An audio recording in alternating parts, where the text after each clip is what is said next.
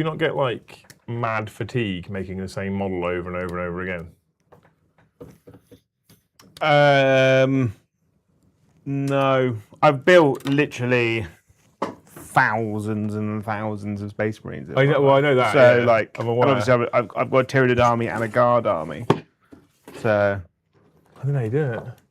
Well, I think when it's like building. When it's like a Space Marine, I think I get it more. But when it's like a monoposed pig. Yeah, but like it's you got. I think you have to be passionate about it to help you get there. Clear in his Nintendo Switch jacket again. Yeah, he is. Yeah, it's cold in here, mate. Joe wore jeans, so he turned up sweating. So the aircon's on and it's cold in here. For me. Well, there was a thunderstorm at home last night. It wasn't very fun for you, though, was it, Joe? No, my dog is terrified of thunderstorms, which basically meant that I was awake all night because my dog was awake all night. Treat. So, and it was cold in Shaftesbury when I left. Was it? Yeah. So I was just like, oh, I haven't worn jeans. For I guess like 4 to 6 months now Because of the weather. Yeah, I've just been wearing shorts the entire time.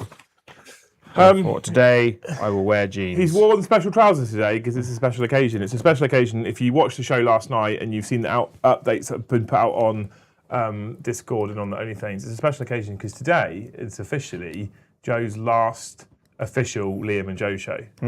He's welcome to come back at any point in the future and do we're going to be doing them on Wednesdays, a workshop show, if he wants to. But this is his last official one. This is his last official Liam and Joe show, employed by the channel. He's moving on to other things soon. And then tonight will be his last game.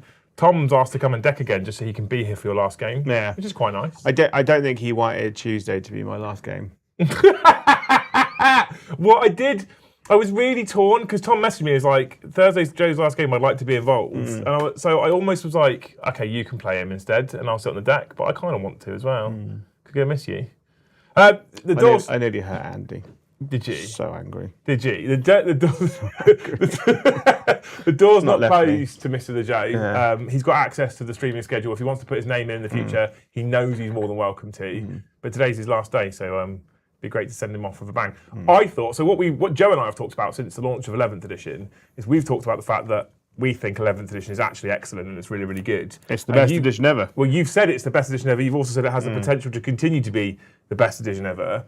So I was like, actually, what we haven't really talked about is what makes a good edition a good edition. Yeah. Because lots of people have got lots of things that they have thrown around and phrases that they've thrown around that are sometimes bollocks and sometimes are justified. Yeah. That's what makes it bad, what makes it good. It's not very, that horrible N-word, it's not very narrative. Oh. I know it's your last day, Joe. Go out with a bang. I still need the channel to continue, mate. Okay. Fine. Be like that. But people use that word, right? They go, it's not very narrative. We spoke about this on Tuesday a little bit.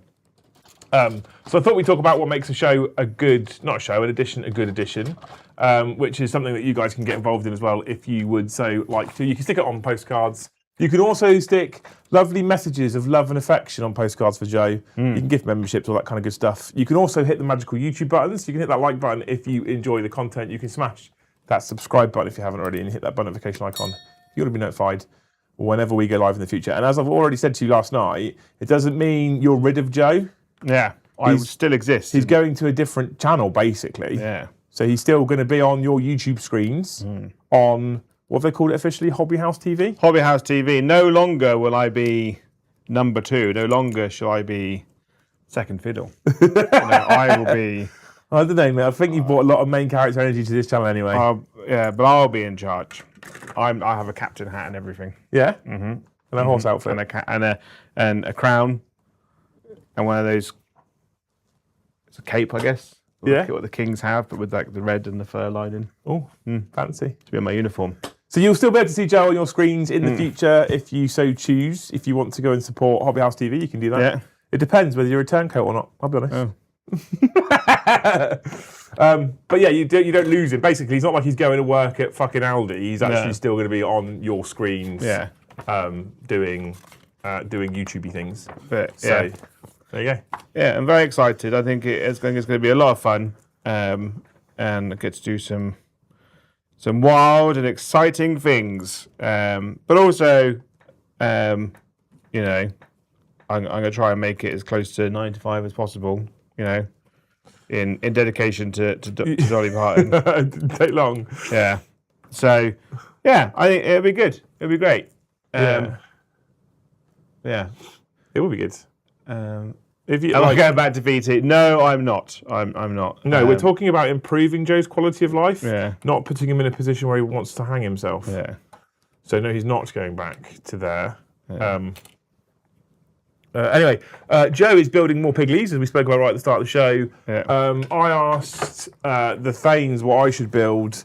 Mr. James McCann, who is Boltec, who is a massive Eldar player, said more bikes, and he clearly meant jet bikes. And I was sat in my office with the Orcs battalion box in front of me, and I was like, "Well, the Trike's a bike." Yeah. So I'm Not doing Custodes bikes. Oh, they're not out yet, are they? the Custodes bikes aren't out yet. No, I don't think they come out for pre-order on Saturday. I think, do they? I think that's right. Is it Saturday's pre-order? I think it's Saturday pre-order. I think so. The dice are nice. The Custodes dice are very nice. Yeah. I was looking at the Custodes, so I was like, I want to get into Heresy. I want to do a White Scars army, but it is considerably cheaper to do Custodes. Custodes, I think, is a great gateway into Heresy, especially if you're already a 40k player, because it also works as a 40k army. Yeah. So if you decide you hate Heresy, you're like, well, cool, I've got a 40k army. Banging. I still could play 40k with it. Yeah. So I think Heresy is a great gateway drug into. Yeah. Custodes are a great gateway drug into Heresy potentially, and that's why I'm doing them. So I'm doing them because I want them for 40k, but it also means I can use them in Heresy to learn Heresy. Yeah. Which I'm pretty chuffed about, to be honest with you. Multi-use is always good. That's why people use like these like weird like base like adapters that you can take on and off for AOS and Ogwar, don't they? Yeah. That's why demons are a great faction as well. Yeah, I was thinking about if I do White Scar in Heresy, the jet bikes come on round bases, but it's like a flying stand that plugs in underneath. Yeah. I think with Outriders in 40k, they're on oval, so I'd have to do 2 bases for every bike. I mean, not impossible. No, it's not impossible. It's better than painting double the bikes. And then I just use them as Ravenwing because the Ravenwing are just much better at the moment. Currently. Yeah. They're currently the hot bikes. Yeah. Until White Scars get some sick rules, and then they'll be the hot bikes. And then it'll switch back again, and back again, and back again. Anyway, as I said to you right at the start, right, we have said frequently that this is a good edition of Warhammer 40k. So I thought we would talk about what makes it a good edition of 40k. What makes it a good edition of 40k? Because you have been the biggest champion for. I think the best version we've had. I think it's the best version we've had in terms of list building. I think is like the best version. I think 10th edition was very good at list because it's open kind of. Like an open kind of sandbox in what armies you can take. You can take what you want. I really liked the detachment system they bought within 10th edition, and they've definitely taken that and expanded it more. Really, with the double P system. By being basically going, you could take this core detachment and this other core detachment, and you can make an N-word army. You know. Narrative. Can make a narrative army, and there's so much kind of design freedom in what you can do and create, and it's kind of like if you've ever played like a trading card game like Magic the Gathering and stuff. There's like when you create your own personal deck in Magic, they quite often become a reflection of things that you really like. So when you build your army list in 11th edition, it's kind of the same thing. You definitely have the opportunity to do that. Yeah, and you could call it, I could take this thing and put them together, and this unit and that detachment's really good, but this unit's really good in that detachment. But if I put them together, they get the benefits of both. I think, I think it's really fun. Meta chasers can still abuse it and not take N-word detachments. But that's narrative. But that's also the same with everything, right? So how we only started just now calling it the N-word. By the way. That's fucking great. So if you look at, we talked about this a minute ago. There's a new game come out called Watch Dogs. War Dogs, War Dogs, right? and it's like a massive open world first-person shooter with like a battlefield style war sim. Yeah. Like it's got like a battlefield style class system, but it's got an armor level of like realism, and you have to buy all the tanks and stuff. It's loads of fun. It's really good, and everyone's having a great wild time. Like in every edition of 40k when it gets released, it's like a Wild West time where everyone's kind of figuring it out. But what will happen is, in 3 months after release, there will be an established meta. This will be the best gun, this will be the best tank, this will be the best way to make money, this will be the best way to do this. So, and that's the same thing that happens in everything. You play a single player game like Resident Evil, and people will be like, well, this is the best way to speedrun it and get all the best achievements and all the best equipment. You know, like it doesn't matter what you do, people will try and make it competitive. Yep. And make it the most efficient. And it's just down to the player base and like you and your friend group to make it how you want it to be. Yeah. And I'm not saying that making it the most efficient is bad. No. Because it's also how people just like to do things. Yeah. Exactly that. Yeah. There's this weird like thing that exists, right, where you're not enjoying this thing the way that I enjoy this thing, therefore you're doing it wrong. Because when you're having fun wrong. Yeah, and it exists everywhere, but it also definitely exists in the world of Warhammer, I think. And there is like, I think there is circumstances where that I think is justified. Like if you're playing a game like Warzone or something, all right, and the person who's having fun is having fun by cheating, then I think that's then okay, you're justified in saying you're doing this wrong. But I think if it's a case of you've chose to take optimized units and optimized attachments rather than building something narrative, then that's fine. That's not, you can't be doing it wrong. You're just doing what you want to do. Prime example, Tuesday when I nearly throttled Andy on the internet. What happened? You've mentioned this. It tilted me so hard. He was running Necrons, and obviously Necrons is everything has a fucking 4-up invuln, and everything has a 5-up feel no pain. And he was rolling like 50-50s on 4-ups, but he was rolling like 80-90% on 5-ups. Just nothing was dying. That's Necrons. It was fucking infuriating. But I can't be angry at Andy because he's just taking the army as how it's been designed. Yeah. You know? And when you do hurt stuff comes back. But he's not having fun wrong because he's enjoying himself with the army that he likes to take. I'm sure he was enjoying himself. Yeah. Seeing you at full tilt. And I bought an army I enjoy bringing, but I was having less fun.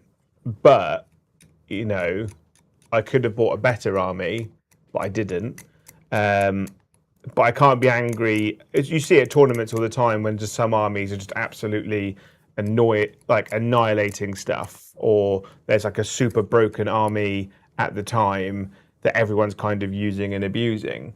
And so you can't be angry at the people for doing that because they're doing it within the context of the rules that we've all been given. Just because I've chosen not to do it doesn't mean that someone else can't do it. I think one of the beauties with 11th edition is I think that a competitive player at 11th edition can look at data and stats and blah, and they can build themselves a competitive list of some sort that does all the competitive things that they want it to do. And I think that's great. But I also think that the narrative players in the world, the people that do care about their bike army or their fucking Necron Destroyer army or whatever, they can also do that. Yeah. And I think that's been quite lacking and rare in 40k in recent years. But I think they can now do that, and I think that's really positive. And there is an argument to say that there's some mismatch there, but I also think that the way that the rules work in terms of chapter approved, as long as you don't take a completely moronic army list and you take something that still functions within the rules of 40k, you've got a few units here to do actions and a few fast-moving units and stuff like that. Which very few lists that are something cool and fun and fluffy are going to not have some of those units. That's not that common. Yeah. And because of the way dispositions work specifically as well, where it focuses around essentially the build of your detachments, I don't think there's as much of a gap between a meta army nowadays in terms of list building and a non-one. Yeah. Like I think that gap is smaller with the way that points are scored. I think there's a bigger difference now in player skill, Yeah. if I'm honest. Oh, 100%. And I think for me, that's one of the things, if I'm honest, that makes it one of the big things that makes it an incredible game in general. Because I think any game, so Call of Duty, this last week, Joe and I are big on video games, if you weren't already aware. Call of Duty this last weekend launched an open beta in multiplayer. Yeah. Took a load of feedback, took a load of data, and they're now bringing out another open beta this Friday, including Resurgence, Warzone, and other bits. They put a post out either today or late last night on X talking about things they were changing as part of this second beta, because there's no point having betas unless you test systems and change things. Yeah. And they're changing things like reduced SBMM, reduced aim assist, reduced TTK, all that kind of stuff, right? Yeah. And what they're doing at that point is they're reducing the computer-aided skill and they're increasing player skill, Yeah. right? So, and that's, I think, for any game ever, whether it's tabletop war games, card games, fucking computer games, sports, reducing aid and increasing player skill is good for the health of the game. Yeah. Oh, 100%. Because if I'm a shit player and you're an excellent player, but I take a broken list and you take a shit list and I'm guaranteed to win simply because of the list, that's a bad game. Yeah. Right? But if I take an average list and you take a really good list and I'm a great player and you're a shit player and I still manage to beat you, that's a good game. Yeah. Because it's about player skill. And I think for me at the moment with 11th, that's the biggest thing. I love the dispositions. I love the variety of mission matchups. I love the fact that you can take multiple detachments, and actually very rarely are we seeing people just take the same thing over and over again. So like that stuff I think is all really positive. And then I think that we're seeing player skill gaps appear, which we kind of had anyway before, but I think people were able to place the blame on lists. I think one of the problems now is that like someone goes, oh, I played my first game in 2 months and I went to the club and I played a guy who plays all the time and he just pushed my shit in and he was using XYZ, right? And I think it's easy to blame lists, you know? If I haven't played a computer game for 2-3 months, I expect I'm going to be pretty bad at it. You know, Mate, if I have been playing it for 2 or 3 months, I'm pretty bad at it. If I haven't played Call of Duty, I haven't played Call of Duty in over a year. Like not since I didn't even play the last one that came out. So expect now, if I went to play Call of Duty, I'd be terrible at it. And I would expect the people that play every day are going to beat me. And I'm not going to complain that they're using the broken stuff. I'm going to be like, I haven't played in ages and they play every day, so they know everything about it. And I think we kind of need to expect that and act that way about 40k. When someone plays every weekend or twice a week or goes to tournaments regularly, that person should be winning 90% of their stuff. Andy says, I'm late. How are you all? Joe doesn't like you, apparently. No, I like Andy. It's fine. I've never said anything bad about Andy. Don't go back 10 minutes. I wasn't complaining about you or your army at all. No, not in the slightest. And I think, but there is a world where if you both play a game and you go, and I said, me and Tom were talking, and I was like, Andy's rolling was horrific. He was like, yeah, but his list was better. And I was like, yes, I get that. I've not argued that fact. I've not argued that fact. But, you know, I still felt I'm in here. I'm allowed to be sad. You know, I understand that his list was better and he just rolled better. But, you know. But Necron douchebag. But Necrons, just dweebs. Just all the time. fucking dweebs. Just dweebs. So I think like if I had taken a better list, maybe it would have been different. If he'd rolled the same, I probably still would have lost anyway. Yeah. So terrible person. I think there's a number of things that make an edition good. I'm excited now for and the other thing as well is like having seen some of the Orc rules and Space Marine rules, I'm now really excited for every Codex release. Yeah. I think that's a good edition. Well, I'd love to know what you guys think as well about what makes a good or bad edition. I think that the variety is incredible. I think that the increased player skill gap is great. I think that I think that people restrict themselves quite heavily to chapter approved, and actually you have to realise that that's a way you can play. But 40k is a sandbox. You can build any game you want and play any game you want. You can play old missions. You can play Eternal War missions from fucking 7th edition if you want to. You can play Maelstrom with a couple of adaptations. So there's loads of different ways you can still play this game. You don't have to play chapter approved, but chapter approved is beautifully balanced. And one of the reasons why this is one of the topics for me was because yesterday they released a new balanced data slate. Essentially, currently in monthly mode, they've got one more month of monthly mode to go, and after the one more month of monthly mode, they go back to quarterly. And I think that the way they've balanced this for the launch of an edition, I've always said this before, and I think I've been a bit harsh because I've always said, you know how you don't need things like balanced data slates and fucking FAQs and erratas and designer's commentary, get the rules right in the first instance. Actually, having had some time to sit with it, 40k is a massive beast with hundreds and hundreds and hundreds and hundreds of units. Getting that balanced off the bat as a brand new edition, I actually think is quite hard. I think to balance Warhammer by creating a rule set and then releasing it with the literal, probably tens of thousands of literal rules interactions, is actually physically impossible for one rules team to do. Yeah, I think you're probably right. Like, without playtesting a new edition for 5 to 6 years before putting it out, it's not even doable in that level of team. Like 40k essentially now, if you want the level of balance that we kind of live in at the moment, it does need to be a live service game. Yeah, and that's the way they're going with it, and I think that's a positive, personally. Some people are upset with things not being physical anymore. There's a lot of stuff going on in the video game world about digital only and not physical. I'm part of the problem here, chat. I'll hold my hands up and say I'm part of the problem here. I don't buy DVDs or video games. My PlayStation is a download only. Yeah. And my I don't have a DVD player. Everything I buy is on like Amazon or Apple TV or whatever. I haven't bought a physical game in years because, you know, and things are like people complaining about physical media going away, and I'm going to upset some people now. You buy a game at the moment, and all you're doing is buying an access code because you still have to download anywhere between 20 and 100 gigabytes of data. And most of those games run off of live service anyway. Yeah. So if they pull that service, it doesn't matter you got a disc. Yeah, because it won't bloody work when you put it in anyway.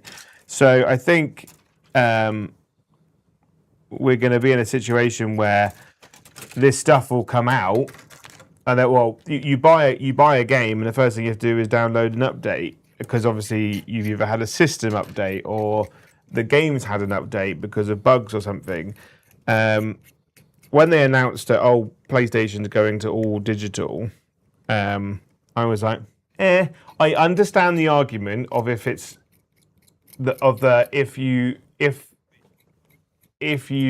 buying isn't owning, then stealing it. I get that argument. I fully understand where you're all coming from, and I agree, you know. But no, I 100% agree with that. For modern day living, I don't have to have discs everywhere all over my house. The issue though isn't whether the content is digital or not. The issue is the responsibility of the person making that content and how they maintain it going forward. Yeah. And I think that what there needs to be, and this can be the same for digital Warhammer rules as it could be for video games, is there needs to be, when you buy a game of some sort on digital or a film or a song or a game or a set of rules or whatever it might be, I think there should be some level of like statutory commitment to how long that's supported for. Yeah. Before, and if it's supported for less than the time stated, you are entitled to some level of refund. Like that's where I would go with it. Because I think digital only is like we live in 2026.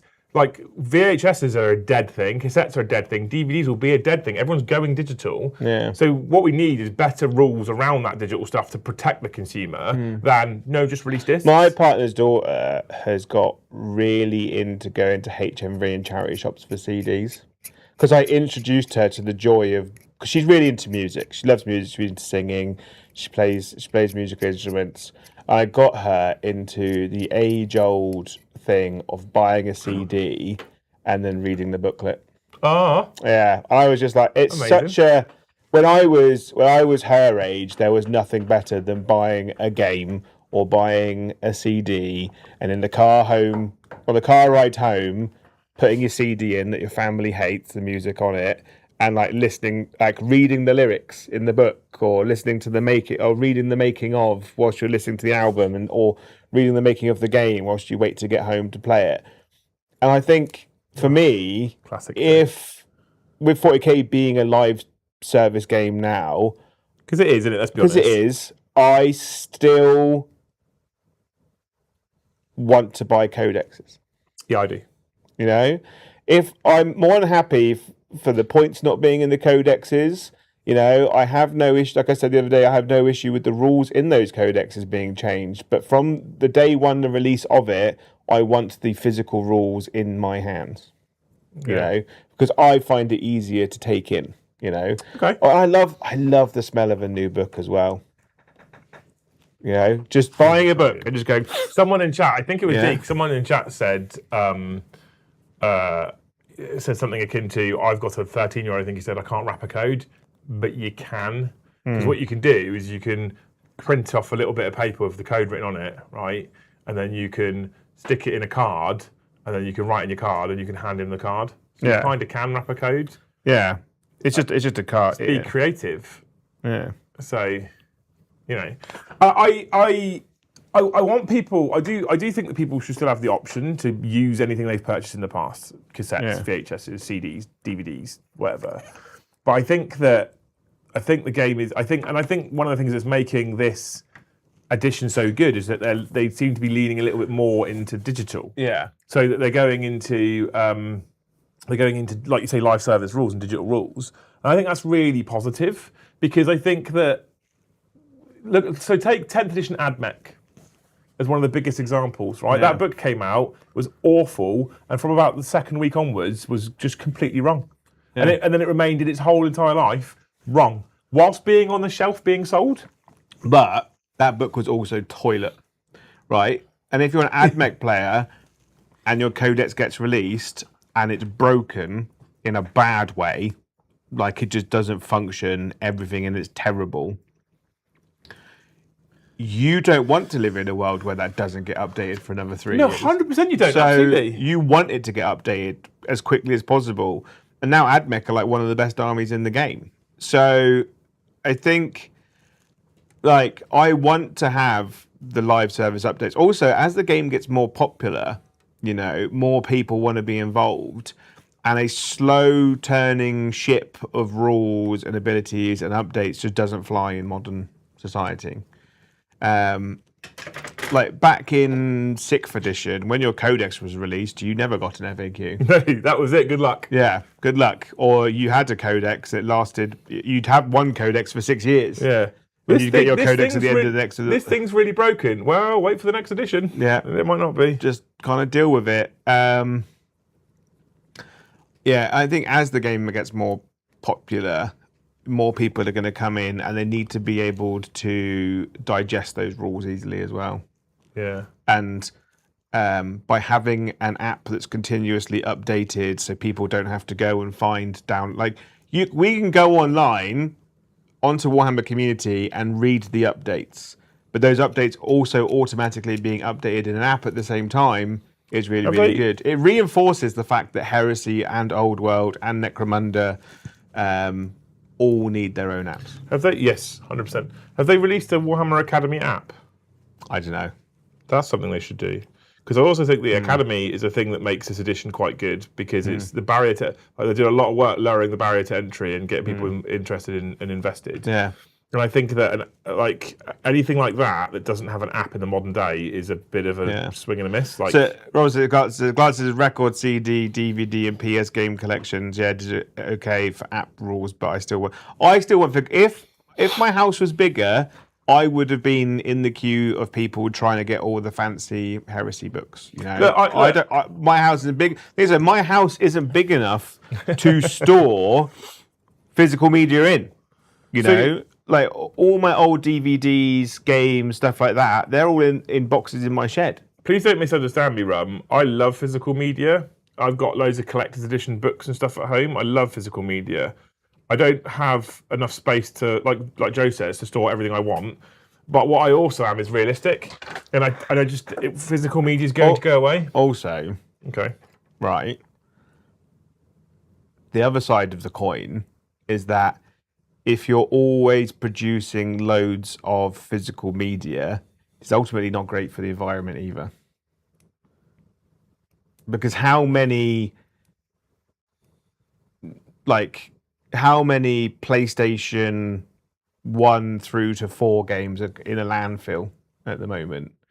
How many Dreamcasts are in landfill? All those games, like if you continuously create all this physical media, there's nowhere for it to go once it's been made.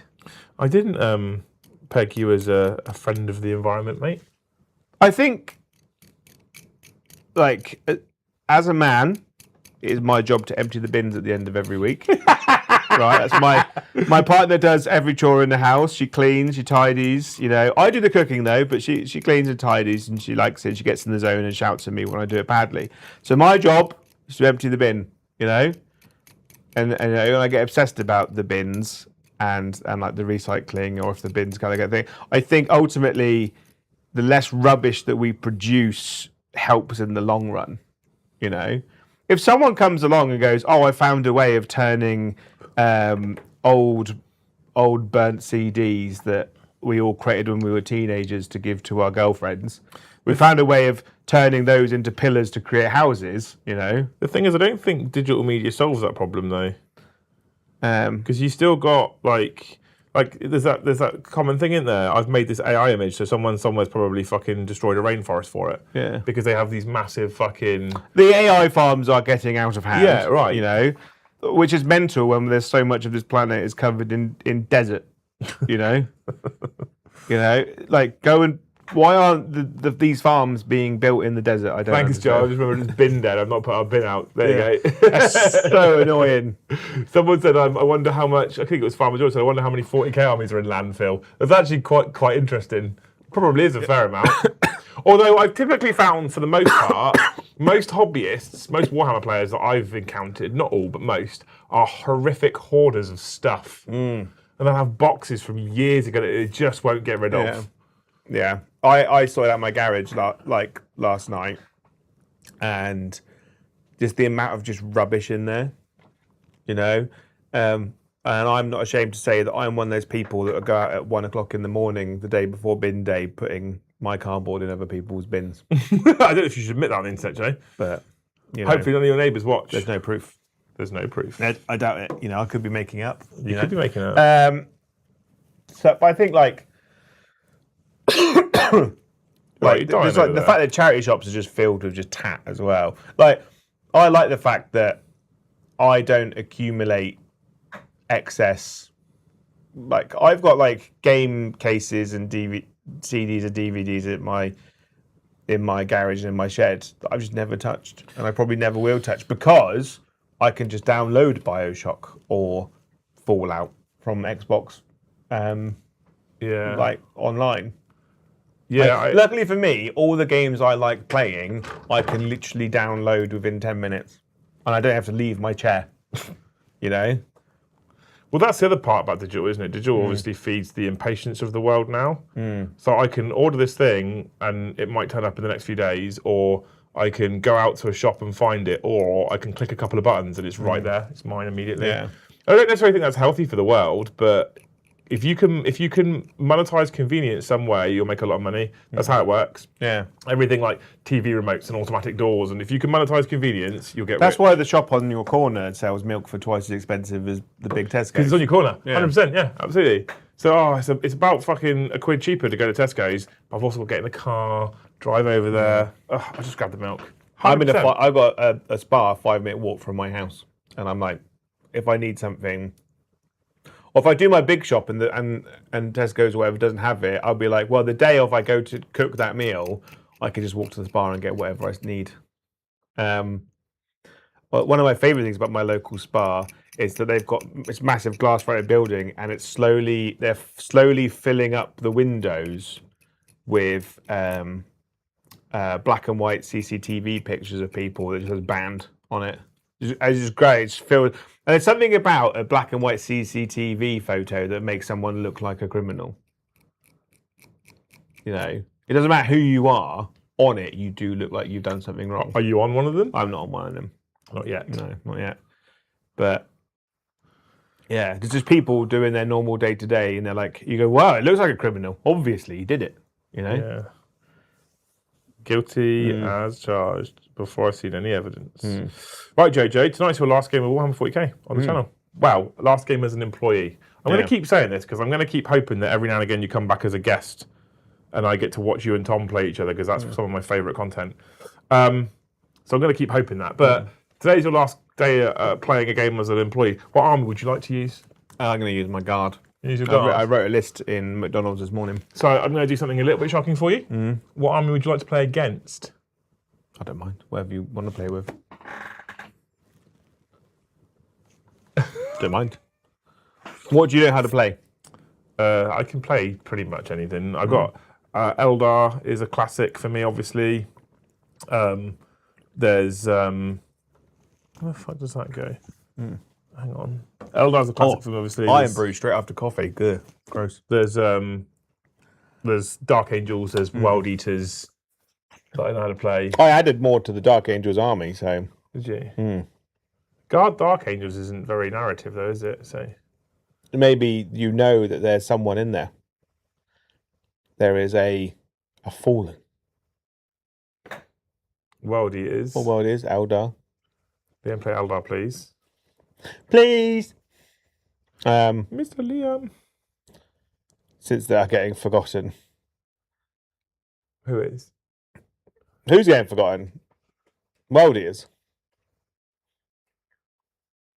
Get the 1,000 on the table. Oh, no. Thousand Sons is so much admin as well. Well, I can't have Necrons because no one likes Necrons. Facts. How do you know that? How do you know that? Because I say so. I say Eldar because it's a fave or Orcs because you should practice. And we were told the whole Orc narrative will be played out. Okay. Eldar's a strong one. And you do like Eldar. I do love Eldar. They did tell you to build it, Eldar, didn't they? They told me to build bikes. They didn't specify what type. What type of bikes? I need to still... Technically, a pig is a bike. Some of us, Joe, need to still follow through on like promises like Tale of Four Orcs. Oh. I mean, I'm still doing my Orc army. Yeah, but that's no use to me if you're not in any of the content. Which reminds me, I've still got pigs to bring in for you. I'm still going to let you have the pigs. I am still going to let you have the pigs, Joe. It's fine. Got to live the pig life. Despite the fact you throw them in like used trash, I'm going to keep letting you have the pigs. I'm doing Astra Militarum. God, I wrote a list when I was sat on the toilet at McDonald's this morning. Yeah? On the way in. Is it a fun list? Is it a tasty list? What is it? It's like an elite list. It's got 30 Kaskin in it. Obvs. I'm listening to Tatter Shields at the moment, which is a Kaskin book. It's fucking brilliant. Which was spurred on by Helldivers. I just really love Kaskin at the moment. I kind of want to do 30 new Kaskin in the classic green, red and yellow. Or green, red and tan, as it is. Nobody said, so who's the Four Orcs now? TBD. Tom was probably still going to be involved. So that's me and him will be two. I'm hoping you read the comment for the voucher that I sent you today. Nobody. Nobody won an Orcs Codex. We gave away an Orcs Codex last week and he won one. So I sent him a voucher to order his Orcs Codex. But nobody won it. Nobody won it, yeah. Nobody won it. Yeah. You have to redraw it. But because he's coming and getting involved in the channel, I was like, well, I guess you're an Orc player now. And there's so many ways of playing Orcs as well. Yeah. I'm upset that there's no new Mega Knobs, so I'm going to use Brutes from Iron Jaws as mine because it fits the kind of ragtaggy vibe. Yeah. So, trying to go. How many new Joe thoughts on the new points breakdown for Russes? Oh my god. Is that a good oh my god or a bad oh my god? So cheap now. What Russes? You don't even bother putting multi-melters on anymore. A Vanquish is 130 points. Without multi-melters? Without multi-melters. Just three heavy bolters and a Vanquisher cannon. That's Dirt cheap. 160 points for a Lehman Russ, and you just go, oh, heavy bolters the battle cannon. Oh, Mr. Mordian Glory. So you take it in.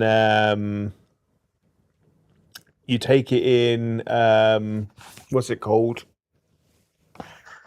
Combined arms. So you get lethal and sustained when you shoot against an enemy vehicle. It's really good. Oh, and they also updated the recon as well. I'm taking recon tonight because they've made it more streamlined, but also less good. Bear with him, chat. Right. So basically, there was a massive stacking in armor save benefits from recon, where you had a guardsman with a 5-up save who, with take cover and the recon detachment abilities, you then essentially had a 3-up save. So they've streamlined it and just said everyone in recon has stealth, which is narrative, because it's kind of like Katachani, Gaunt's Ghost. So basically, but there's no caveat on infantry only. It just says all Astra Militarum units, excluding super heavies, has stealth. So your Rogel Dawns, your Lehman Russes, your Guards, your horses, everyone has stealth. It's not bad, is it? Yeah. Pretty decent. Pretty decent.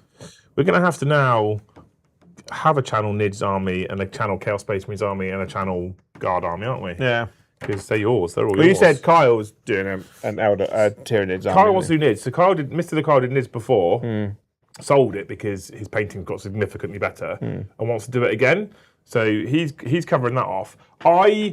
For the longest fucking time, I played Chaos Space Marines, and then you came along, and you were just more Chaos than I was. So I was like, well, and you had a bigger Chaos army than I did. I was like, well, Joe's our Chaos player now. So I think I'll pick up the Chaos Space Marines mantle at some point. And then I need someone to do Guard, really. I've got loads of it. I've got fucking tons of the new Cadian stuff because it's so pretty, and tons you bought multiples of the new box set, didn't you? I've got loads of Krieg stuff as well because the new Krieg and Cadians I think are gorgeous. So, they've just announced officially Warhammer Open Liverpool. Liverpool. Oh, that sounds like they fun. announced that at Newport. Is it Liverpool who's forever blowing bubbles? West Ham. West Ham. Where are they from? We're not talking about West Ham at the moment, mate. Where are they from? London. London. Oh. Yeah. What is the Liverpool theme song? You'll Never Walk Alone. I was trying to remember what it was the other day. Yeah, Bubbles is West Ham, and as a Saints fan, we don't talk about that at the moment. I was. You had a bad night on Tuesday. I think I probably had a worse one. Oh, sad times. I was on a boat with a bunch of people from Liverpool, and I was trying to remember what it was. One of the guys had a powerful salt and pepper mullet. I love Scousers as well, though. To be fair, fucking love them. Anyway, I'm going to jump into chat. There's a lot of people saying things about you, Jay. Yeah, I don't know if they're all good. Hopefully people are saying things about the game as well, which is interesting. There's also a load of gifteds and a load of hopes. It's the last day to get Joe hopes. Yeah. No more from now on. I don't know if we'll continue something similar to that in the future. We'll have to figure it out. I've got other ideas though. I've got content ideas. I've got a man from Twitch helping me with content ideas. Yeah. I've got a man who helps grow YouTube channels. Who's helping me with ideas. So we've got ideas like the Wheel of Pain. Anyway, I'm not telling you that at the moment. It's going to get fun and exciting, right? Well, the channel guard, I'm going to be Krieg and Cadians. But I think if I start it, I'll start on Krieg. And the reason why I'd start on Krieg is because you don't have to paint any faces. And that is good. Very good. And I've also painted Kriegers before, and I quite like the colour scheme. Anyway, Evan Manello. Okay. Yeah. 5 gifted memberships. I hope that you have the McDonald's app and you always have enough credit on there to always have free McDonald's. That's amazing. Yeah. Thank you, Makari's Wank Sock, Hannah, and Cry Kinesi, all for 1 gifted each. Thank you very much. Thank you, Grey Cartographer, for 5 gifted memberships. Thank you, Grey Cartographer. I hope that you. Got to be strong these ones today, mate. I reckon. Yeah. No pressure, Jay. I hope that you get to go to the zoo and hand feed sea lions. Ooh. They're quite aggressive, aren't they, sea lions? Not when you're on a boat and they're in the water. No, fair. You just But hand feeding also means your hand is dangerously close to their fucking mouth. happens. Okay. It happens. It's one of those things. Yeah. Don't worry about it. It'll be fine. Thank you, Joe, for that. Thank you, Mr. Brandon, like I say, for 5 gifted memberships. 5 gifted memberships. I Brandon. hope, Brandon, that you win one of those 25p giveaway raffle things and you get like a brand new VW camper. Ooh. Yeah. I've wanted one. Do you know how expensive those fucking things are? Yeah, yeah. That's a hell of a win. I for drove past the VW camper, like a sales thing regularly, and I'm like, oh, wish I had like 70 grand. Yeah. To buy a Have a VW, random little camper van. They're nice though. They're quite nice inside. Thank you, wonderful humans. Thank you, Soups, for the $5. He says, Joe, he's on man. If he can't do it, well, someone somewhere probably might. We'll miss you, buddy, until the Hobby House TV streams start kicking in anyway. Yeah. Yeah. It'll take a little while because we got to build up loads of stuff, but I'll be around. Yeah, I will. It won't be long. It'll be some time, but it won't be a long time. It'll be a period of time. Yeah. An undefined period of time. Yeah. And so I will still be doing my gaming streams. I just need to find a more convenient time to do them, basically. Yeah, because the whole purpose of this is you're moving into like a bit of a 9 to 5, aren't you? Now? Yeah, so I might end up doing them in the evenings or weekends or something. I need to find out a way to actually do, because I want to still do them because I like playing computer games. So yeah, I'll do it. I want to still do game streams as well, video game streams. I want to bring Vag back. There's loads of cool games coming out. Yeah. Loads. I'm going to potentially have some capacity to do that on Fridays and Thursday evenings and stuff. Oh, nice. So if you're about and it works for you, maybe, possibly. In the Joe Shrine in my bedroom until you return. Nice. Thank you, NNC Rav, for 5 gifted For memberships. 5 gifted memberships, I hope that you get Domino's for dinner tonight. You don't have to pay, and it comes with free Domino's cookies. Their cookies are the best as well. Are they? Yeah, Domino's cookies, S tier. I like. You have to eat them hot though. There are times when I've eaten my cookies before my pizza, which is naughty, but they're gooey. Which is naughty. Yeah. Thank you, Tank the Unknowing, for 5 gifted memberships. Yeah. I hope, Tank, that you open a like a bougie wine cellar hangout bar, but for Monster energy drinks. With all But the it has to flavours. still be bougie though. You know, they're like no shoes, no service kind of stuff. Do you often go to bars with no shoes on? No, they say like you can't wear trainers. Oh, One of those places. I thought you meant just barefoot. It's a pretty standard rule, I think, nowadays. Thank you, Tank. Thank you, Alex Scorley, for $5. The last Liam and Joe show. Sad times. Love you, Joe. Thank you, Alex. You're amazing.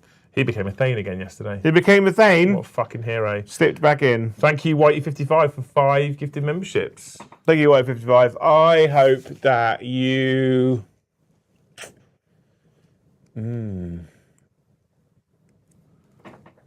You find a way to... Everywhere you go somewhere, you always get driven. So you can always be travel hobbying. Oh, You know, you always have like a little hobby thing that goes on your desk. that's quite cool. Thank you, Whitey, you're a legend. Thank you, Rossonero, for 42 months as a member. You're amazing. I love you. Metal Gear Solid 4 is out for Xbox today. Is it? I still haven't got Snake Eater. I want to Snakey is fucking great, wanna mate. get What a great Snakey, game that was. Thank you for the 42 months. He says, best of luck, National Treasure. Your game casting spells in the garage remains the single greatest piece of YouTube media I've ever seen. We will miss you. Yeah.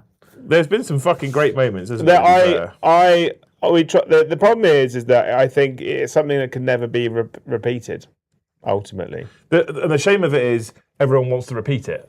So the amount of times people gone, like, we've done chat play since then, and people gone, can we do the spells again? I'm like, no, it's been done. The problem is that ultimately, when I did it, I was kind of just going off the cuff without really thinking about repercussions. So when you try and do it again, you know, you end up thinking too hard, but you don't want to just say the same stuff. It's very difficult.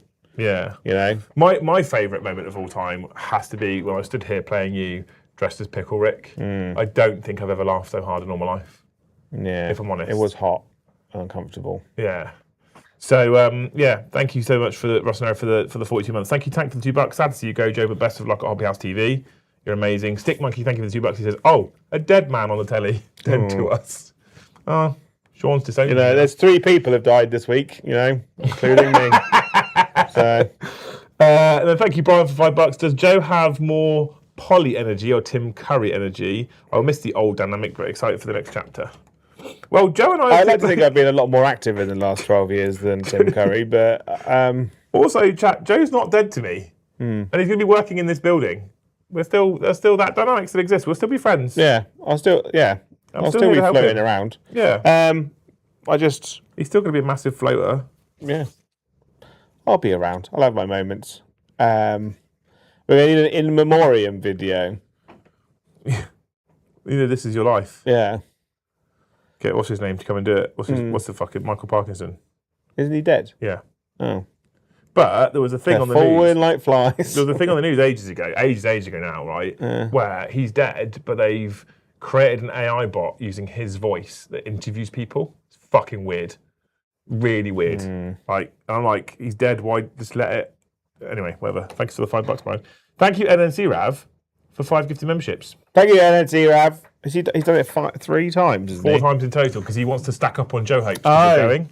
I hope that your KFC beans never has that gross skin on it. Okay. Yeah. Decent. Thank you for 5 more gifted memberships. I hope that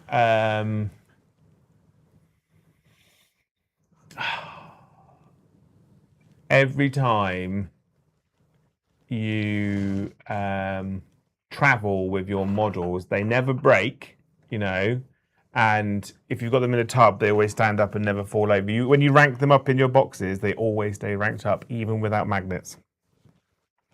Decent.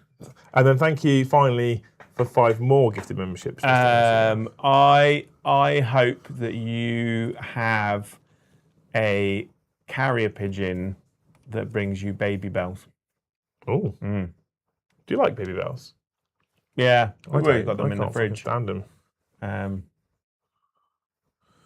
I don't know why anyone would eat fucking baby bells, quite honestly. It's like rubbery, horrible.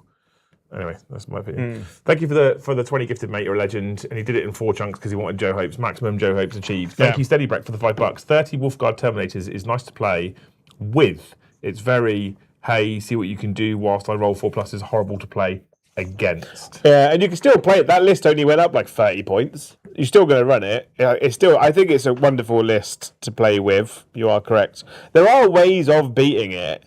You just need to really stack buff dev wounds.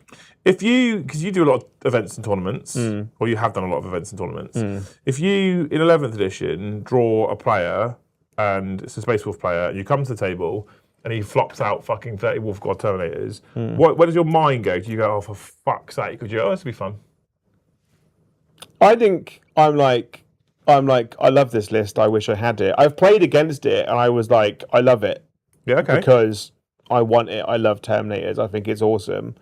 And also, like, there's times where I've come up against armies like that. I came up against 18 Victrix Honor Guard. Newport, I played the 18 Alaris Custodian Terminators. And I'm like, this is going to be a tough night to crack. But I also like the challenge.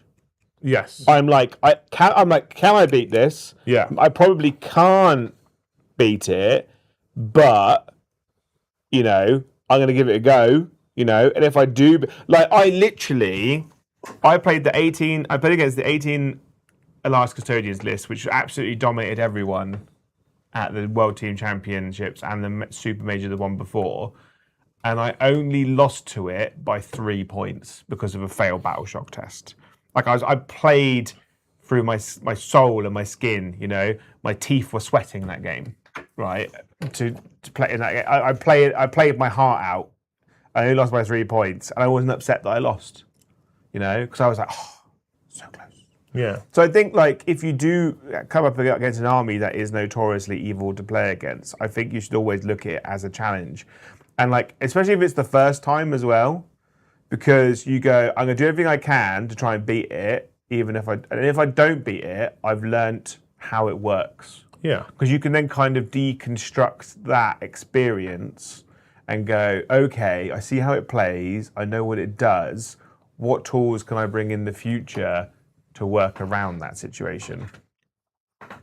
So what you're saying is 30 Wolfguard Terminators. It's not cool actually as that shit. bad. Yeah. Not that bad. I've played against it, and I think if you have the right tools to do it, and there are times when you'll play against it and you've bought the right tools, and then they'll just bang an 11-inch charge out of deep strike, And you're like, nothing but 4+. yeah, and I'm like, okay, well, fuck me, I guess. so it just happens. Yeah. There you go. Cool. Thank you, Onyx, for 5 gifted memberships. Like the Pokemon. Onyx for 5 good. The Pokemon it threw me. I was like, what? Sorry, mate. I hope that you get to become the main character in the next Pokemon series. Huh? Yeah. Still making those series? Yeah. I remember they did a series where the whole thing was that Ash wasn't in it a couple of years ago, which I thought was weird. Well, he's got to be all grown up now, surely. Well, it doesn't age, does he? There's one of my favourite Pokemon rumours is that Ash is actually dead. He's a dead child. And he is the embodiment of adventure. Like his ghost is kind of going around doing stuff. Sounds kind of creepy. That's why he has a really good affinity to ghost-type Pokemon. Right, because he's a ghost. Yeah, Himself. that's why he doesn't age. Like, and his friends age, but he doesn't age. Okay. He's like Peter Pan in a way. It sounds weird, I'll be honest. The lore for Pokemon is super dark. It's great. Is it? Yeah. I don't really know anything about it, to be honest with you, apart from... My 2 favourite evil Pokemon is Sandygast, which is a little sandcastle with a shovel in it. It sits on the beach and it waits for children to come along and then it eats them. And it basically consumes their life force. That's a real thing in Pokemon? Yeah, and then there's another one called Drifloon, which is a balloon Pokemon, which basically just floats along, and a kid grabs it, and it wraps it around their hand, and just floats off with them into the atmosphere. Yeah, yeah, and it's like Ghastly, Gengar, Haunter. and Haunter. Their jobs is basically to, because they're all playful Pokemon, their job is basically to like shepherd children's ghosts into the afterlife. And that's why they get all sad. They're always like trying to play. They're always trying to kill children as well, because they want someone to play with as well. That's a bit dark. Double-edged sword, but I'm here for it, but it's a bit dark. yeah. And also, there's no one in the world of Pokemon between the ages of 18 and like 40, unless they're a celebrity. Because basically there was a massive war, and basically no one came home. Dark. Yeah. I'm here for it. Thank you, Onyx, for 5 gifted memberships. Thank you, Aaron, for the 47 months. Yeah. Is Joe still obliged to dress up on a game stream? If he does another game stream, maybe one day we'll get his horse out of him, but what I'm not going to do at this point is say, hey, Joe, if you ever come back as a volunteer, just as a guest, can you wear the horse outfit? Because like, I'm not fucking coming then, am I? I mean, I haven't seen, I could do the horse outfit tonight. I've not worn it. It's in the house. I'm going home to let the dog out after this. I could let the dogs out. I could bring it over, but I don't know if I want you to stand. It's your last game. Extort me for one last time. No, it's your last game stream. Yeah. I don't want to embarrass you on your last. I mean, game they stream. paid for it. They I I've spent the know, last but- 4 years being embarrassed. So Wow. Thank you, Onyx, for the $10. He says, Joe, you are an absolute treasure. Living in Western Australia makes it hard to listen live. I'll miss listening to you across from Liam, Tom, Paddy, etc. while I'm at work. You'll be missed, my friend. and I'm actually, but I'll still be creating content, so you'll still be able to hear my voice. Yeah. So Yeah. I'll still be out there. Yeah. And thank you, Mordy. Mordy and Glory came and joined us. Mordian Glory. What a legend. Thank you for the $10. Guard versus Nids or Orcs for the classic matchup, or do Eldar to have the 2 bottom factions have a slap fight. Also sad to see Joe go. Best of luck for the future both of you. I know Mordian Glory is an important person on the internet. He is, yeah. I refute the idea that Guard are a bottom tier army. No, it's a joke. He's making a joke. There was an interaction afterwards where someone also challenged him on it, and he went, "No, I'm leaning into the meme like it's a joke." Okay, all right then. Because that context doesn't come across in it. Yeah. Yeah. Yeah, Guard are incredible at the moment. I do think that Guard are the best faction in the game. They have all the best tools for every situation. That is a strong statement. Yeah. The problem is that the best player. The problem is that there's one Art of War person who's dominating, but like he's not doing as many events as the other people. Because the problem is that there aren't multiple like really good players running it. Yeah. Because these are good players are also inherently lazy, right? They want to win, and you also like, it's like work smarter, not harder. I could take Guard and win, but it'll be hard, or I could take Custodes and win, and it'll be vastly easier. A bit more smooth brain. Yeah. Like I think Guard have all the best tools. I just think it's just a harder game to do, which I like. I don't think this is another discussion. Is that I don't want this infinite level of balance that people desire. I think that there should be easy and hard armies to play. I think every army should have the ability to win, but some armies should find that end spot easier than others. Okay. Like you go, like Guard should be for an average person 2 or 3 wins out of 10, but in the hands of an incredible person, just win every time. And if you just get exceptionally skilled with that army, you should win more than you shouldn't. So you're talking about high skill ceiling armies. Yeah, I think every game system needs it. It's like one of the things I really like about Age of Sigmar is that there are armies in that game that are just terrible. Like the Git Mob Wolf Rider army is pure toilet, right? But in like a dog with a bone, you keep going, and once you get that win, that one win is more important than someone who wins all the time. Because you've climbed a harder mountain to get there. Kind of thing. I think, and also it's more like the wins that are harder to get are more rewarding, and ultimately people who play with higher skill level armies are ultimately better at the game. Obviously there is an exception to like the A tier players like Art of War. They can run any army and win, But if you're playing a tournament every weekend and doing multiple streams and games a week, you do not want to play hard armies all the time.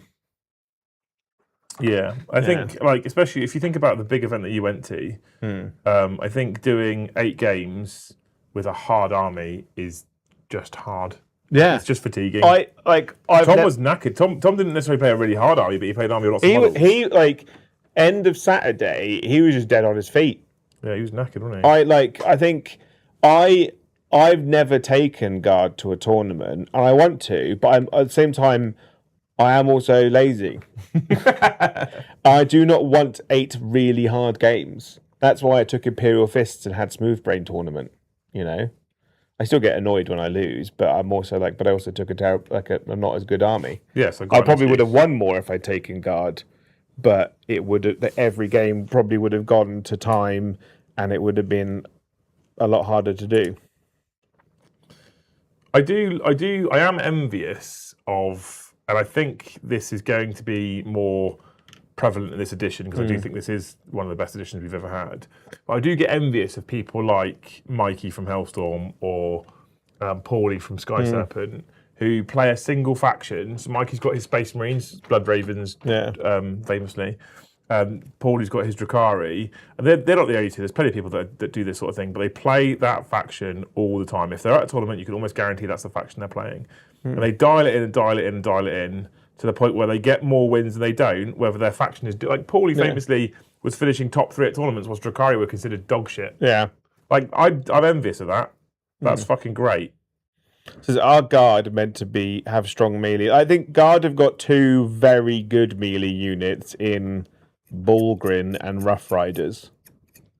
But Rough Riders hit harder than Bullgrin because they've got a melter bomb on a stick. But they are also just men in furry hats on horses, and they die very quickly. Yeah. Whereas Bullgrin hit kind of hard, but just don't die. Guard now. I think with the update that came yesterday, you can build some incredible combined arms armies. Not just a detachment, but with tanks, infantry, cavalry, abhumans. Like, you could put it's a whole mixed bag army, and I think you can do well with it. I don't like abhumans. I know you don't like abhumans. I do, like we said this other day, that Guard players are quite inherently strict on themselves. They are, I'd say the Guard players are probably the most lore-driven players there are. You reckon? Yeah. Because they've chosen an army that represents humanity and base it around lived experiences, as it were, through modern military culture and stuff. So it's when you go, oh, I want to do an army, I want to do it based on 101st Airborne or, American Delta Force or World War I British platoon, it's so much easier to do. I think it attracts those kinds of people, Yeah, I'd probably agree with that, to be fair. For the most part. I think I love Guard, but they're my hobby away from my hobby. Thank you, Demasters76 for the $10. He said, this is for a beer after the stream. Thanks, Joe, and best of luck. Thank you. What a legend. Thank you so much. And thank you, Tyler Manatee for $10. My problem with rules only on the app is in 2032, 11th can't be played. My friends didn't like 10th, so we have eBayed 4th edition books. Games Workshop needs to open source the app when they no longer support the edition. That's an interesting take. I like the idea of open sourcing the app. It's a problem, by going digital with the rules, it's a problem I hadn't thought about, but actually it is a problem, to be fair. I suppose the only thing is 10th still had points in the back of so you can still play 10th because the points are in the back of the book. Some of them are a bit wild, but you can still... But if you go digital only 11, and then 12th comes out and you don't like 12th, you can't play 11th because it's digital only. So I get the complaint, sort of. You can still... So at the end of 11th edition, when 11th edition finishes, you could realistically download the last Unitorum field manual with all the points, and then just keep those inside of your codexes. Yeah, but you'll lose all the rules. Yeah, but if they're still doing codexes with all the rules... Yeah, if they're still doing the physical books, who's talking about if they go digital only? Yeah, I don't think they will go digital only, because this game is still played by old men. And old men like historical books and smelling new pages, right? I like smelling new pages, to be fair. Are you telling me I'm an old man, Joe? I think... I don't think they will, because I think Games Workshop knows what it likes and it knows what its followers like. I think they will always, sell and provide to the biggest majority. But they still understand that there is a minority of people that like things a certain way and will continue to benefit them. Because the people that play... The people that work at Games Workshop played it when they were a kid, and a lot of them that work there have played it for the last 15, 20 years. So they're like, well, I like the way that things were, so I want to keep doing them. Yeah. Love it. Yeah. I think it was... I wouldn't be surprised to see them go fully digital, and then I do understand the concern. I don't think it's going to be soon. It's the only the bonus to it, I guess. I don't think it'll be soon. But yeah, I'm not sure. I don't know if I do think they'll do it or not. It's an interesting problem for them. Because it's funny that I find it funny that we've been screaming for digital only for ages. And it's been given to us and we complain. That's just the internet all over, isn't it? Yeah, and they've gone, here's digital only, and people are now whinging about digital only. And I'm like sometimes I'm like, these poor companies, I say poor companies, they make loads of money, but sometimes I'm like, they can't win. No, what they do, they can't win. Well, no business can win. No, true. Yeah, true. Look at Disney, right?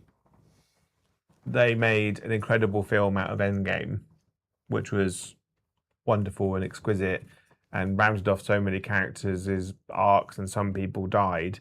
And then they released a bunch of stuff afterwards saying like, "Oh, that phase is over. We're starting a new phase. Isn't this exciting with all these new people?" And everyone went, "I don't like it. Bring back all the old things. Yeah, bring back the old stuff."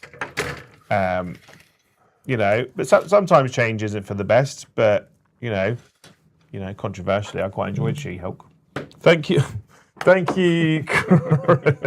Thank you. I bet you did. I thought She-Hulk was Yeah. was great popcorn television. But I'm like Just brain dead.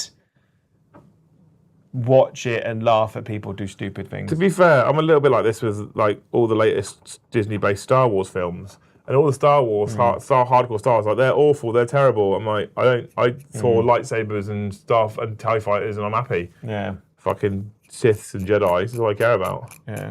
I just sit there with fucking popcorn, watching people fight each other with laser beams and lightsabers. I'm happy. I will die on the hill that the best program that Disney released after Endgame was Hawkeye. Hawkeye was the best Disney TV show, and I would die on that hill. It was great. Quite the claim. It's great. It's got everything. Hawkeye. Christmas. It's got a dog with one eye. It's got ninjas in it. You can't just say Hawkeye as your argument. Yeah. It's got everything. Hawkeye. It's got Florence Pugh in it. I'd hope Hawkeye has Hawkeye, Joe, yeah. Yeah. To be fair. It's got Lady Hawkeye, Man Hawkeye. It's got comedy. Who's Lady Ninjas. Man Hawkeye? It was great. Oh, what's her name? I can't remember her name. It's got a dog. It's got Christmas. It was basically... The thing I liked about Hawkeye was it was Marvel Hawkeye bringing in a new generation, all wrapped up in a ball that felt very, very much like Die Hard. Yeah? Yeah. And you were here for it. Yeah. I watch it every year. I watch it at Christmas, along with Violent Night, which is the best Christmas film ever made. Yeah, you talk about Violent Night every year. Violent Night is incredible, and they're making a sequel. Cannot wait. The Daredevil was great in the Netflix era. The new stuff is good, but Hawkeye was... Thank you, Cray, for the 2,000 Japanese yen. He says, caught up on the channel, sad to see Joe going, but glad he can still come back around. I have a bottle of Japanese whiskey for you, Liam, and I hope I can come to the UK one day and meet both you gentlemen. You'd be more than welcome. I'll quite happily sup that whiskey with you. Isn't Japanese whiskey famously terrible? I don't know. I've never had it, so I could... Every time I ever see it mentioned in films and television, they always kind of spit it out. I've never had it. I wouldn't like to say it's terrible, having never fucking drank it. I'm just saying, like, I've never drank it before, but television tells me it's bad. Do you believe everything you see on I'd television? try it, you know. Try anything once, wouldn't you? Japanese whiskey. Cock. Sometimes more than once. Thank you, Luke Piewalker, for 5 gifted memberships. I hope that your plastic glue and super glue never dries on the nub. On the nub? On the nub. It always flows through. No cutting or stabbing or whatever to make it work. Cool. I'm into it. I want that hope. Thank you, Escape. Much love, Sir Jojo Beans. Good luck, goodest luck of the future, and swing that massive cannon of a dong about. I will. That's what I tell people. Your massive cannon of a dong? Yeah. Yeah. Thank you, Ask. You're a legend. Love you. Chat, we are on 84 members right now. 84. So close. Luke Piewalker has been a member for 44 months. 2 whole years. No, 4 and a bit-ish years. Nearly. What month are we in now? 44 months is less than 4 years. It's less, nearly. It's 4 years shy. 48 4 months. months shy. Yeah, there we go. Yeah. We've got there in the end, Jojo. Where are we now? We're in August at the moment. August. So 08. At the end of this year, he'll be. So in 4 December, years. he'll be 4 years. Wonderful. Well, legend. Thank you for the 44 months. Thank you. What does he say? Cheers for the wishes, Joe. Best of luck with the Hobby House TV channel. Thank you. Love you. Alexander Burden, 5203. I hope you're never a burden. But also, I hope that you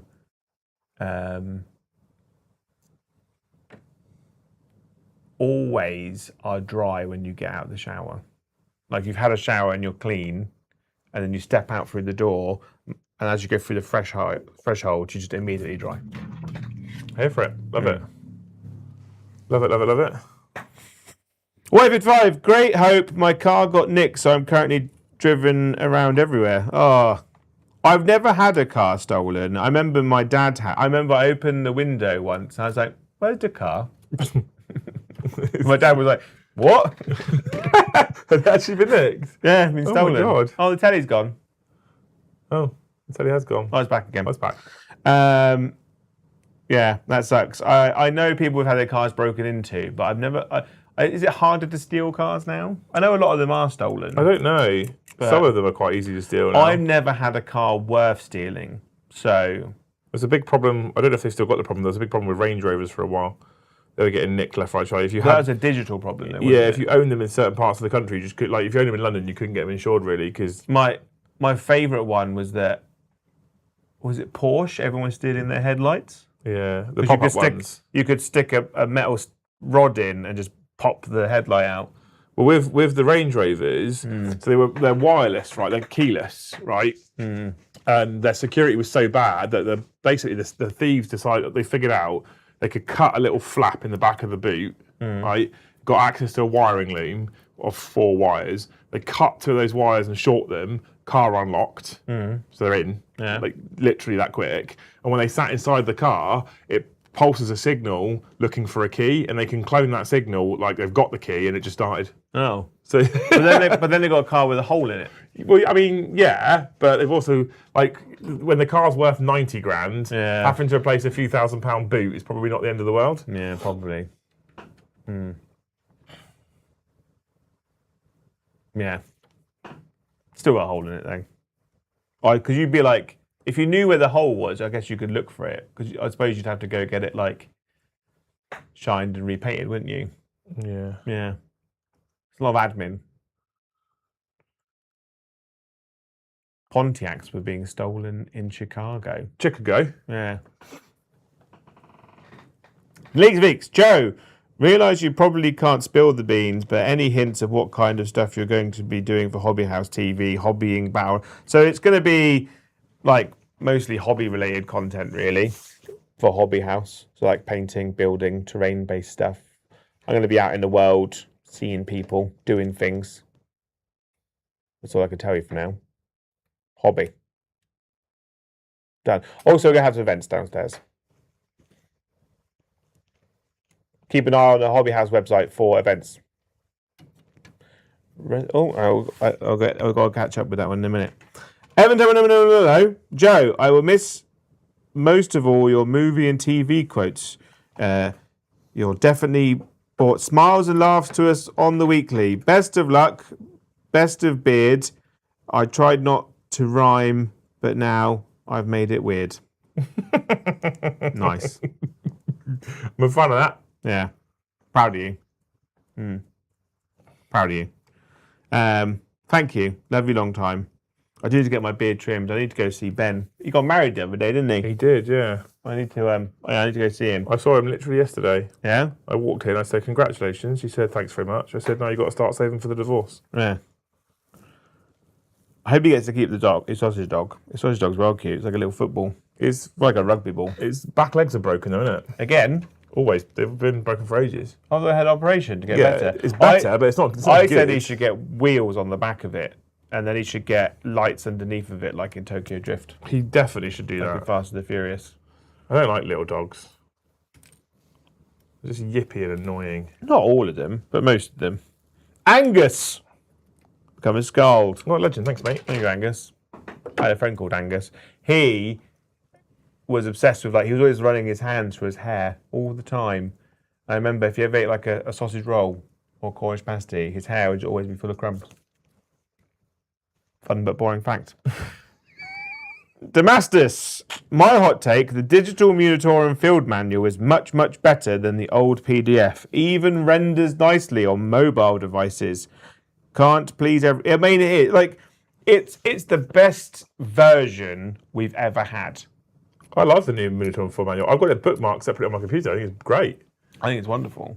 But also, the fact that the app auto updates is wonderful. It's easily readable and it's digestible.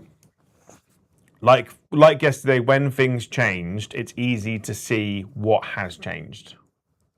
You don't need to watch a content creator to tell you what has changed. You just go looking for the red and the green.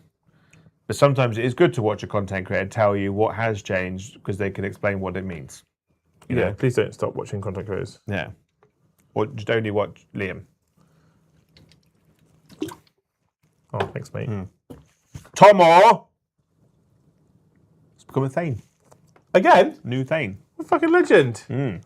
What a hero. Thanks, mate. Welcome to Thanes. Welcome to things, you fucking dancer. I would tell you to put it on silent now. Cowards put it on silent. Notifications on silent. Cowards put it on silent. Yeah. Unless you want to be woken up. Because it's across the world. Are you staying? People are awake all night. What are we saying, Thanes? Should we let him stay? They said I had to pay, so I was going to leave. Just archive it. No, I wouldn't make you pay. The amount of work you've done on the channel, I wouldn't. That's not what I would do. But I'll let the Thanes decide. Damastus has become a Jarl. What you're talking about? You could go join the Jarl's only giveaway on Discord. Yes, it's currently live. Actually, Live. it's currently live at the moment. Yeah, the giveaway is currently active. It's active right now. Yeah, so right now, if you become a Jarl tier member, you'll get an extra thread available to you in Discord called Giveaways in the Jarls section, in the Jarls Lounge. You can go onto that thread, you can press a little button which enters you into the giveaway free of charge, just because you're a Jarl tier member, and on the last day of the month, it will draw a winner at random, and you get yourself a £100 voucher. And if you are in America or Australia, we give you an equivalent currency. So I go to Google, look at Google fucking, what's it called? Google currency converter. Yeah. And I just press £100 in US dollars, what is it? And then I send you a voucher for that equivalent. Every month we run that giveaway. Every single month. You trying to enter it? No, Tom's messaged me saying, am I doing this one? What one? Oh, am I doing Liverpool? When is Liverpool? When is it? We'll be sending on the Exhibition Centre Liverpool on the King's Dock for a multi-day hobby extravaganza. But when is it? From the 19th to the 21st of February. 19th to 21st of February. The problem is that's the week after Beachhead. Yeah, I can't do it because I've got the kids. So the problem with Beachhead, it's on Valentine's. On Valentine's Day. It's so not really a problem for me at the moment. True. True. I'm sure they could do like a singles night or something. Yeah.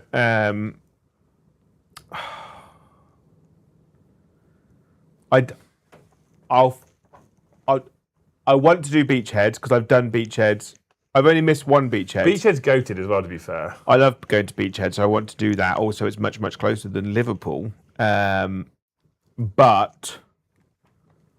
I'll see what I can do. I'd have to work. The problem is if I'm away on Valentine's for a tournament and then I'm away the weekend afterwards, I've got a lot of sucking up to do. Is there, is there any chance you can make them work trips?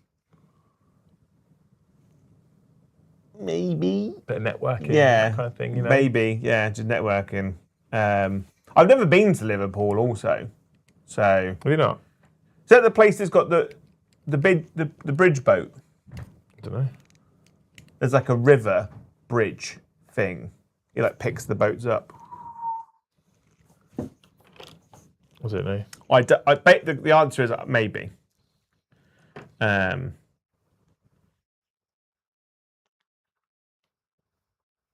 might have to take off all the days in between, just to like get away with it. Should be okay. I'd mate. like to do both. Should Because be Newport was incredible. So, also February means that obviously we'll be a couple codexes deep by then as well. Yeah, well. So that'd be cool. Dan Elliott, thank you. He says, "Love you, Joe. Great Hall meetup ASAP, please, Liam." Yes, I've started planning it already. Yeah. I've started planning it, chat, so it's happening. I had an ex-Thane who I was talking to the other day, who's a fucking legend as well. And he said, we haven't had a Great Hall gathering type thing for ages. I was like, no, because I've been so busy with life and everything that's been going on. So yes, that's being planned in, and it will happen at some point in the near future. I just got to speak to some venues and organise some dates and stuff and figure out what's best for a community get together. The big gamble is how many people will is always how many people will show up. Yeah. So if 100 people show up, I need a big venue. If 20 people show up, I could probably do it downstairs. But then also, I'm also conscious that a lot of people have come all the way down to Southampton, so it'd be nice to do something like in the middle of the country as well. Whether you've done a couple. You've done Nottingham. You've done Element, which is Element's nice and middle for people up north and down south to meet at. So is Nottingham. Quite as frankly. someone who's driven to Element, no, it's too far away It's for me. right, yeah, it is for you, but for people Yeah. in Manchester or in Scotland, it's significantly closer than coming to Southampton. Yeah, that's already hard enough living up there as well. So Yeah. Thank you, Macari's Wank Sock, for the member of 12 months. All the best to you, Joe. Thank you. Love you. Thank you, Hamlin19, for 39 months membership of Skuld. All love you, Joe. Need more Helldivers. I need to make more. My problem is I don't want to like overdo Helldivers in the sense that like I don't want to just become a Helldivers streamer, but I do love Helldivers. It's like my new thing at the moment. I've not touched Space Marine 2 since the Helldivers update. I've done like nearly You're quite a hyper-focused man, aren't you? But the thing is, though, I've done nearly 700 hours of Space Marine 2, and the last update was a bit shit. It was like the embodied... 700 hours? It's a bit meh. Jesus, no wonder the painted models coming in here slowed down. So, like, with...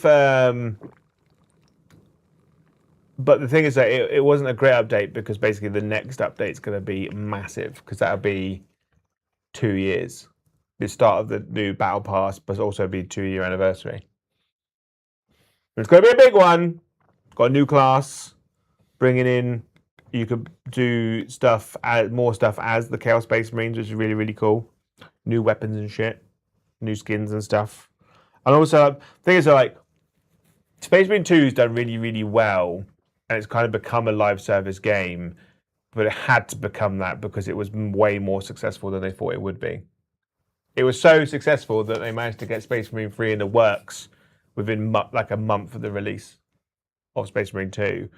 Because they had like a really slow schedule because they thought it wasn't going to be successful. And it was huge. It was massive. Yeah. So what they've accomplished in that time is massive. But also I understand that like we're 2 years in, they can't keep adding insane updates to Space Marine 2 because surely anything that is good and is great that they come up with, they're going to want to put into Space Marine 3 anyway. Yeah, which is going to happen now, without doubt. Because 2 was so good, they're going to do 3. But yeah, cool. Aaron says, Element is close for Scotland. It takes 8 hours to get to Stockport. Does it? All right, maybe I'm wrong then. I was like, it's much further north. How can it be? Yeah, because there's 700 hours and still get carried by Josh. I've played it for 700 hours. I never said I was good. Yeah, fact. I watch people on Instagram going, oh, if you do this combo, bah, bah, bah, bah, bah, you can like one tap Arcana effects, or bah, bah, bah, you can one tap this. And I'm like, but once you get to that level where you know the exact combo to beat everything super fucking easy, the game is no longer fun. Yeah, it loses some of its appeal at that point, right? Because there's no risk. One of the things that makes Helldivers so great is that you are always on the back foot, fighting for your life, kind of thing. And you can bring a big orbital laser in or a big bomb and blow something up, and it's great. But like, you're always kind of on the back foot and you die super easy. If you're playing Space Marine 2 and you're just like one-tapping everything by pressing 4 buttons, like, it's not a challenge anymore, right? No, there's no jeopardy. Yeah. There's no risk. So I don't really learn those things because I want the game to be enjoyable and I want it to be hard. Yeah, reasonable. Yeah, but I am still shit. So. Yeah. Okay, cool. Thank you, Tomo. It says, resurrected my Thaneship, also had worst of years and hopefully coming out the other side. Wanted to show my support. All the best, Joe. Thank you, Tom. Love you. It has been not a great year for some of us. We can all hold hands around the fire. We need that. Yeah, Tiamat Lord,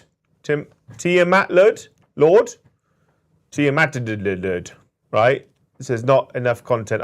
Yeah, but like I said, like the game, they didn't think the game was going to be successful, and it was insanely successful. So, you know, more stuff coming. Do you really legitimately think that they didn't think the game was going to be They successful? didn't think it was going to be successful. So you think that they thought, we'll do it, but it's not going to be huge? They'll do it, it'll make some money, and it'll be cool. But Space Marine 1 was not a successful game. You know? And you look at something like Dawn of War 4, which is coming out. Dawn of War 1 was measurably a successful game. Dawn of War 2 was much less successful. Dawn of 3 was dead on its feet, right? Like, so they're like, Warhammer games are a bit of a gamble. Yeah. So like Space Marine 2 coming out and being insane and huge in popularity, and then obviously you've got people like Henry Cavill in the world being like these flagship ambassadors for 40k. It has given Dawn of War the opportunity to come out and be massive, and people are super excited. And also like Total War as well. Like, I think the thing with Space Marine 2 was, I think that they actually did a very good job of encapsulating like what the world would be like, you know, and what a Tyranid invasion would feel like. I think graphically they fucking nailed it. I think graphically it looked incredible. I think atmospherically it was quite good. And I'm not the biggest fan of the game content in terms of the actual like the thing that you played. I take issue with some of it. And when you look at some of the games that have released and what you can do on those games compared to the linear experience of Space Marine, it wasn't my favourite. But I think in terms of representing 40k and making it look fucking cool and exciting, I think it did an amazing job of that, quite honestly. I think that was insane. And I think it did I played the I didn't ever really play the first Space Marine campaign. I wasn't that bothered by it. But I played the second one all the way through and enjoyed it, even though and if you can enjoy a campaign despite the fact you don't love the gameplay, that's good. yeah. So I put up with the fact that my giant fucking 25-foot Astartes couldn't walk up a little ridge and kept getting stuck. I can look past that because the story was wasn't good. an open world game though. No, it wasn't, granted, but still, the story was good, the narrative was good, the things you had to do were good. So, and the lore was good. Yeah. So it's win-win-win as far as I was concerned. And I think they did exactly what they needed to do. I do question whether I believe, like you said, they didn't think it would be successful. I question any team that's creating something that doesn't do it whilst thinking they're going to be successful. Well, they want it to be popular, they want it to be successful, but also, like, let's be honest, like Warhammer games have never really expanded outside of the mobile phone content, right? Because they're easy to make and they make money, you know? Because like people just pay money to get extra tokens and stuff. So like I think they knew Space Marine 2 would have an audience. Yeah. And they knew it would be popular within the realms of Warhammer fans. There was no way they could have known that non-Warhammer fans would have been as hyped about it as they were. Yeah. The fact that you had people like Stone Mountain, Jack Frags, Stod, like Tomograph. So you had all these people, Tim the Tapman, all these people with hundreds of thousands of followers were all insanely hyped about that game. Yeah. For me, a lot of them dropped off of it very quickly, which shows that that's one of my problems with it, was that there was restrictive levels of content. And you're an individual who fucking loves the idea of grinding different types of power armor and weapons out. Yeah. And I hate that. And a lot of them went off that game pretty quickly. But you're right, that initial hype that they had from them is something that it hasn't seen before. Yeah. So a lot more eyes were on it than had ever been on it before. And people keep going back to it. Like every time there's an update, people go back and play it. But I think I just love Space Marines. I get to play a game as a Space Marine, and I don't care that I rarely touch the PvP stuff. I just do PvE over and over and over again. And they go, oh, if you do this PvE map 10 times, you get a helmet. I'm like, cool. You're a helmet. I'll do that 10 times. Yeah. Get a helmet. See, and I'm a person who's like, I can't be bothered. I'm not interested. But that's each their own. I just enjoy the fact that I get to be a Space Marine. I'm not saying not saying there's anything wrong with it, Joe. Just say each their own. Like different vibes with different people, right? Yeah. That's not a thing that I fucking hate. But there was a new trailer came out yesterday for Death Master. Yeah. It looks so Abe's Exodus coded as a game. Yeah, it looks fucking brilliant. You get to be a cool, Skaven rat assassin. Oh, man. I saw that trailer. Yeah. Yeah. I saw that trailer. But it plays and it has Abe's Exodus vibes about it, which I think look great. I haven't played Abe's Exodus in fucking years.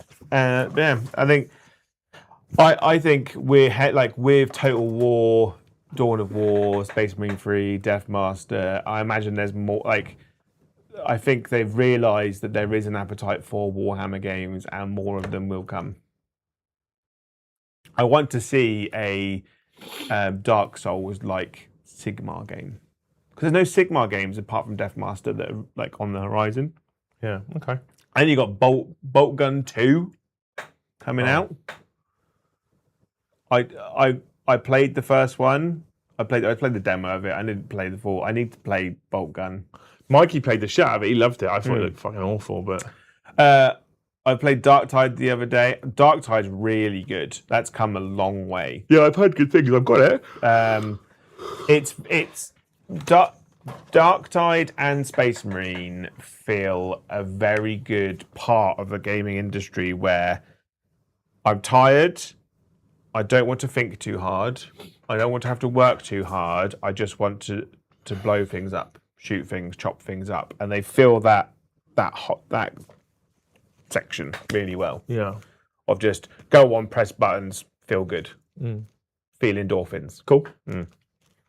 Chat, we're on 89 members. 1 and 2 5s away from 100 members on a show on the last Liam and Joe show. Now, there goes Joe. Are you going freelance and possible open to channel collabs? Who would you like to go on? Well, I'm going to be working for Hobby House, but I will. I want to go and collab with all kinds of game systems. So not just 40k, Sigma, Bolt Action, Trench Crusade. I don't know. Anyone have me? What's that one with the badgers? Burrows and badgers. Like little rabbits and badgers running around with little wooden swords and shields. Mess each other up. You wouldn't want to fight a badger, would you? No, I wouldn't. I wouldn't want to fight a badger. And if he was armed. So. You're quite right, Joe. I wouldn't want to fight a badger, I'll be honest. Yeah. So, if there's anyone you want me to go and see, just let me know. Yeah. Yeah. Thank you, Cass. The last one to gain a membership. I'm not going to read it out, but it's a great name. It is a great name, Yeah. 100%. Trucks, and Yeah. Mm-hmm.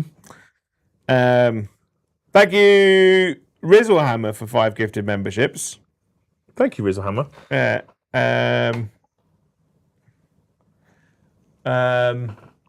I hope that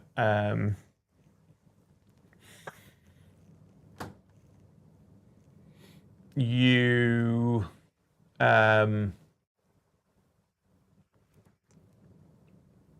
to paint the perfect red.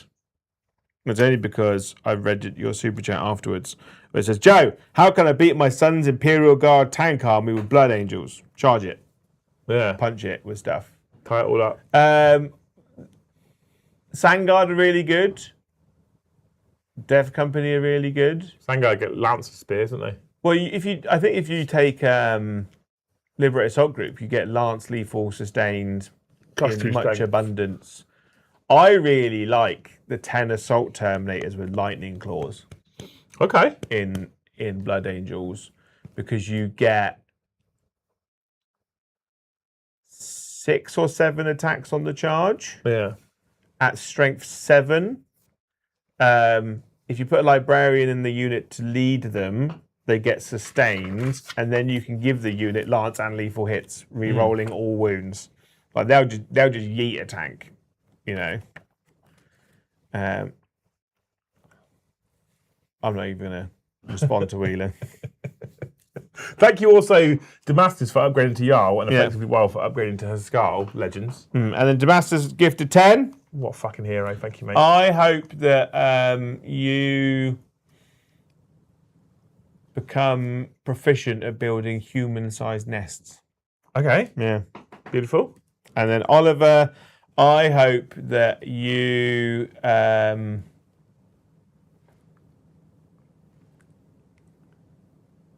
get a shotgun that fires beanbags. Is there a reason that would be good? Or does it not To shoot stuff with beanbags. Right, okay. No? Yeah, good. Also, like, if you're out in the woods, like, shooting trees and targets and stuff, you know, you can't... Yeah. I mean, you could hurt someone, but you couldn't kill them. Yeah, okay. You know, if you missed, they'd be really fucked off with you, Yeah. but they wouldn't be dead. So It wouldn't be dead, you know, correct. safest way. Yeah, okay. Safety first. Right, good. Wear goggles. Yeah. But not welding goggles, because you wouldn't be able to see. But 10 is overkill. 5 with the chaplain kills damn near any tank bar a Dawn in one go. Well, then take 10. And then you do kill the Dawn in one go. You know? Yeah. It's a problem that solves itself. You just talked know? yourself into it, Yeah. seems. You know, they could kill a knight in one go. Five won't kill a Dawn in one go. You've just talked yourself into taking 10.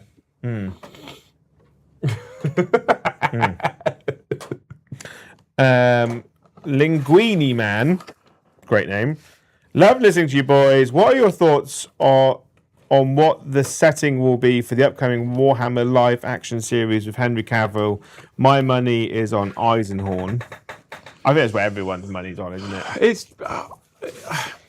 I think they should do something new.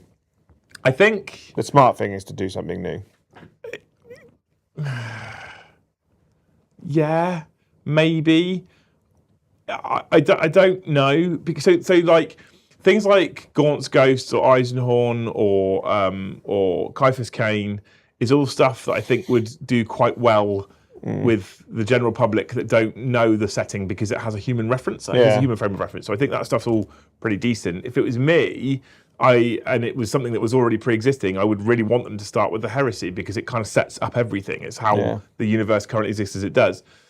I agree with Joe. I think because a lot of these books have been so well read and so well discussed and so well consumed by the Warhammer audience for so long, there is a risk to regurgitating them in television form.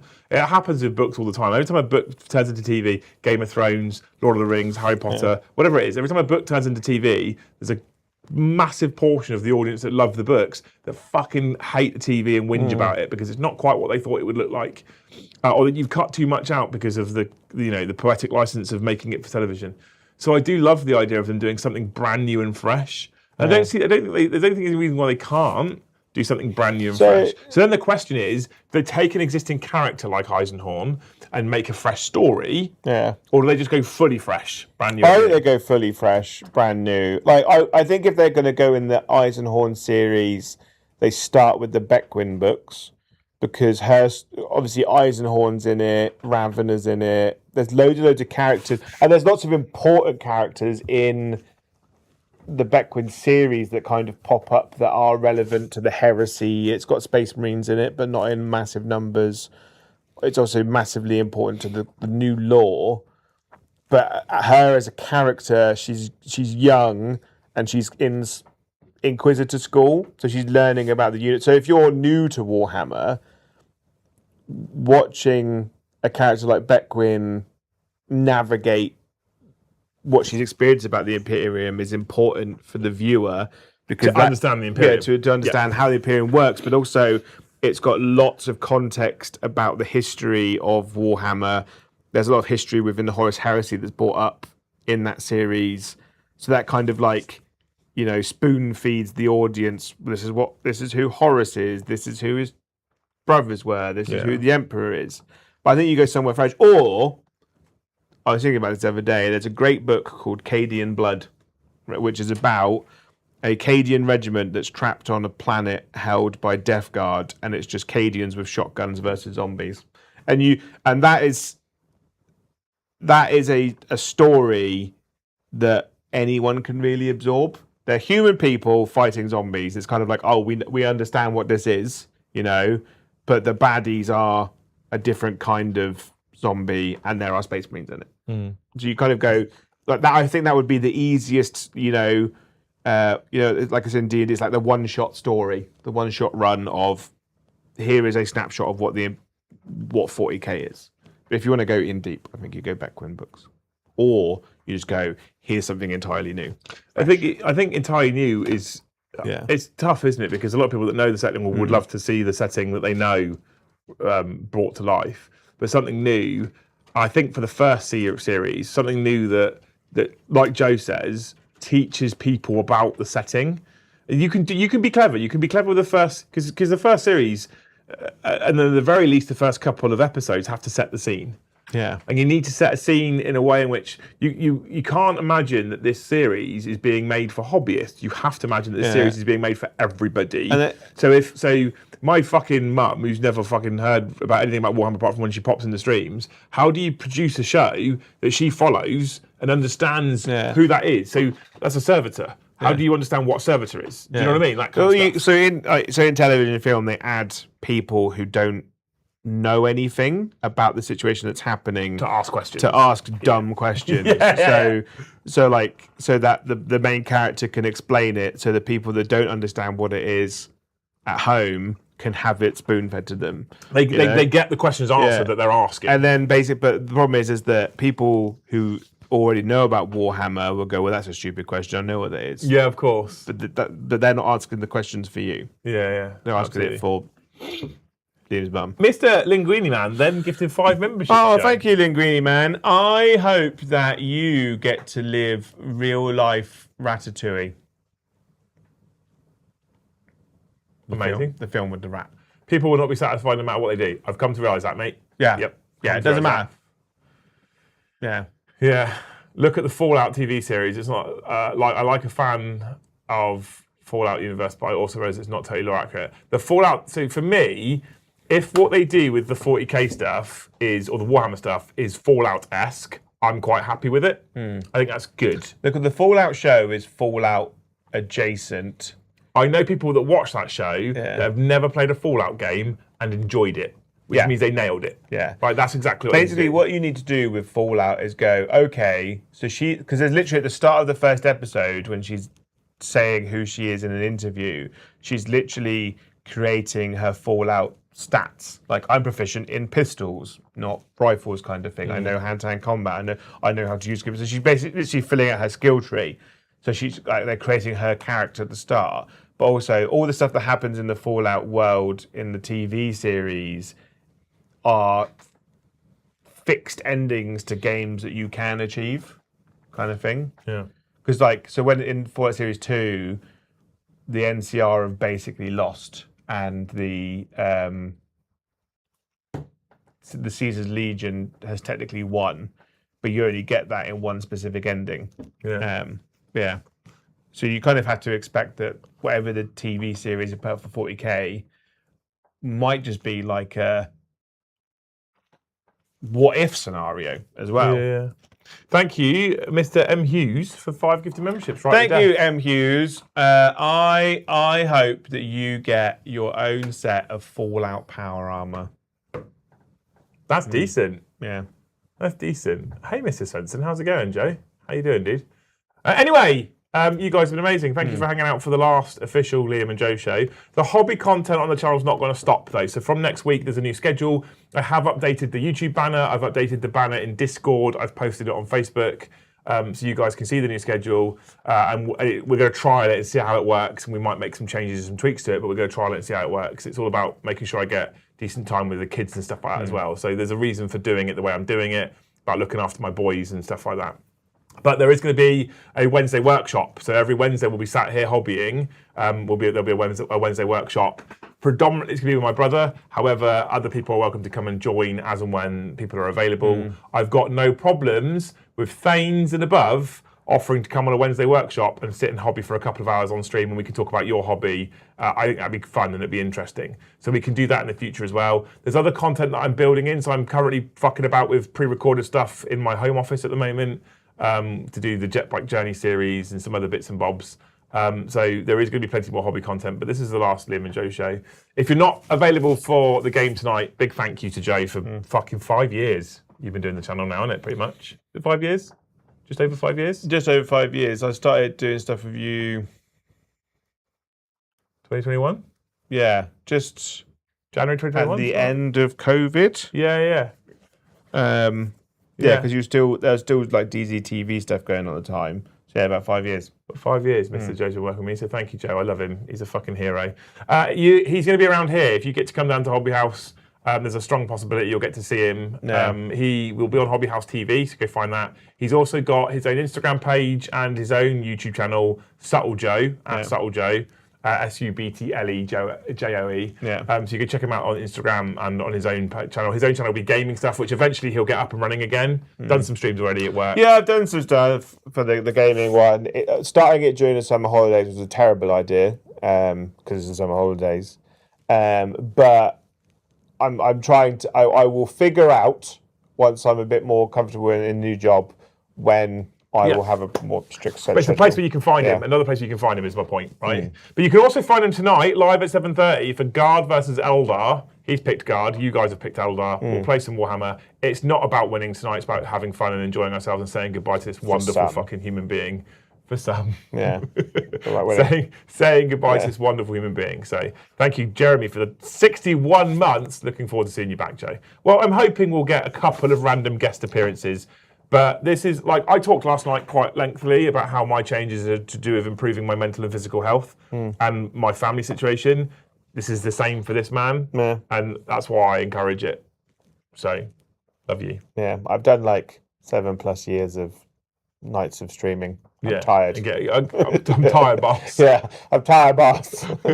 Yeah. We'll go in for fun. Thank you for the $10. Have a drink on me, guys, and thanks for the company while I paint. You're amazing. Thank you for the $10. Thank you. There will be that live game tonight at 7:30, and then tomorrow we're back with After Dark at 8:30. So you can look forward to that. Thank you, you wonderful human beings, for watching. Thank you so much for watching. You're amazing people. Hopefully we'll see you tonight for that live game of Warhammer 40k. If not, we'll see you in the next one. Bye, one over time.